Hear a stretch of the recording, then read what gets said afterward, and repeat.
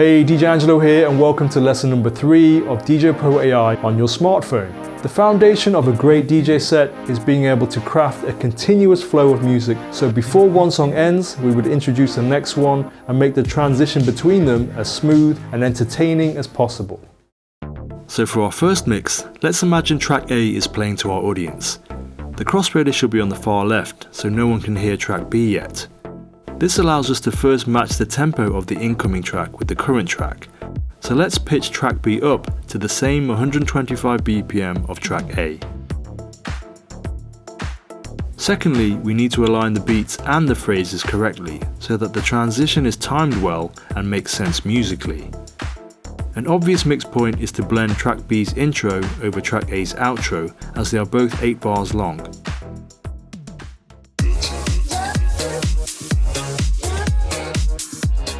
So I've started track A from its last drop on cue point 7.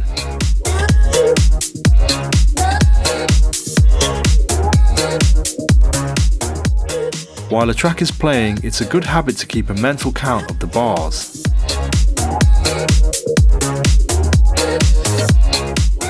After track A's 16 bar drop, I'll start track B from its intro.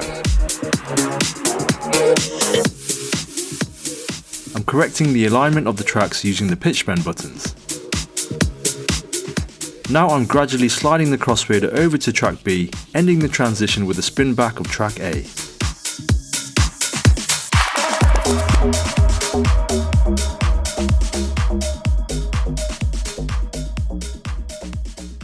Okay, so now for your second mix demo, let's start with track B playing first and mix track A in.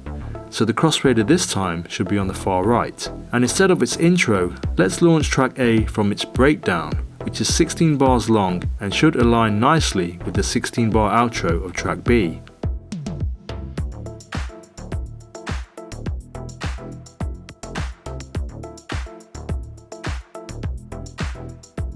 And to emphasize the drop of track A, let's apply a filter to track B towards the end of the transition.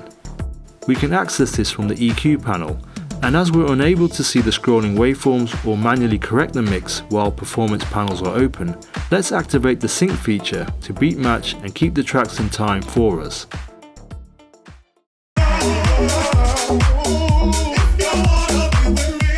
I've started track B from its last chorus on cue point 6.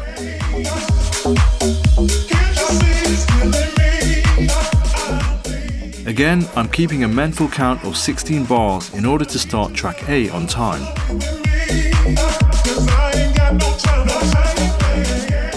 Here I'm tapping cue point 2 of track A in preparation to release it in the mix.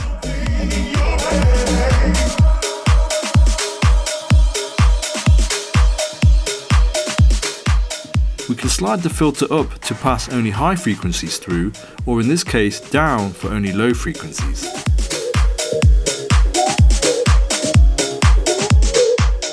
The low pass filter is creating space in the mix for track A's build-up.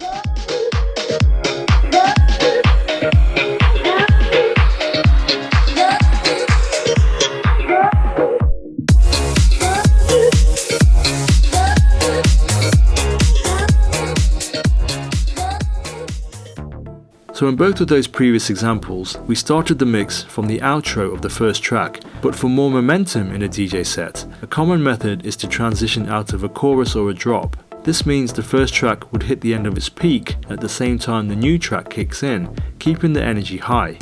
The problem, however, is that a chorus or a drop is usually the most full part of the music, so layering another track over it can sound too cluttered or even distorted.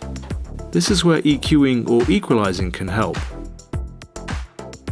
If we open the EQ panels, we can see that both decks have a gain dial which adjusts the volume coming into the channel, but as DJ Pro AI has an auto gain feature by default, I'm going to leave these as they are.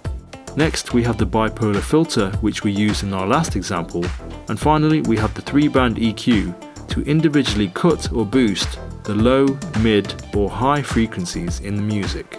This means we can shape the sound of each track to fit better in the mix. So for our final mix challenge, let's have track B playing first, then introduce track A over the last chorus of track B using the EQs for a smoother transition.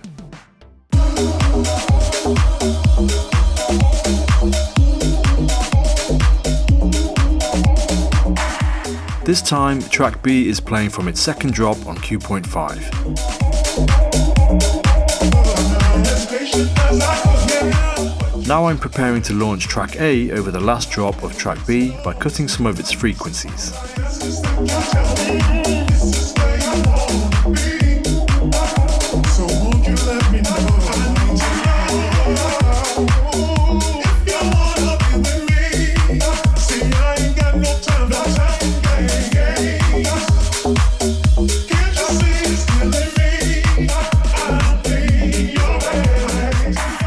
And here I'm gradually fading from track B to track A whilst exchanging their competing frequencies in the mix.